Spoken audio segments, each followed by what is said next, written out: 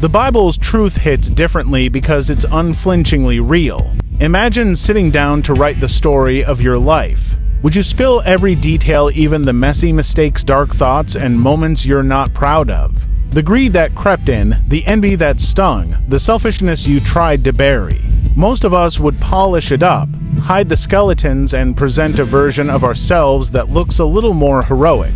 But the Bible doesn't do that.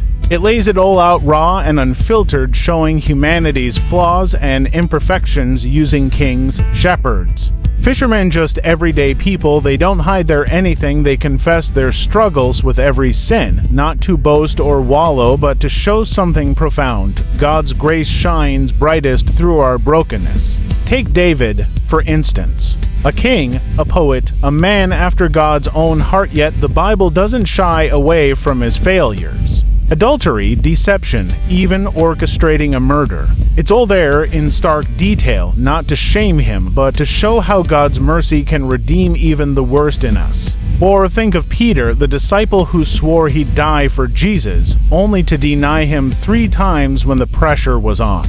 That kind of vulnerability isn't just rare, it's radical.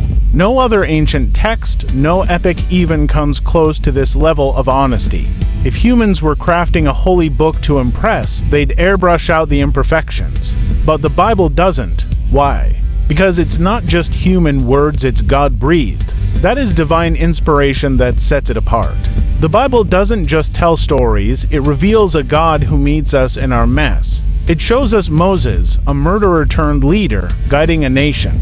It shows us Rahab, a woman with a past, becoming a hero of faith. These aren't fairy tales or polished legends, they're real people with real struggles, pointing to a real God who redeems. That's what makes the Bible's truth so compelling.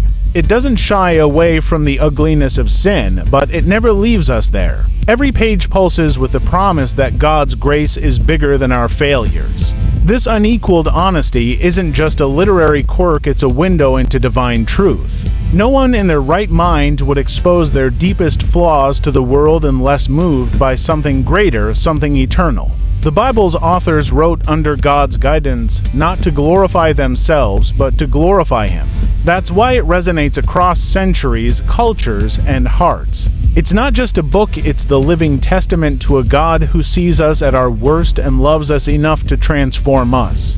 That truth doesn't just change how we read the Bible, it changes how we see ourselves, our struggles, and our hope. It's a truth that invites us to stop hiding, to step into grace, and to let God redeem our brokenness. And that, my friends, is a truth that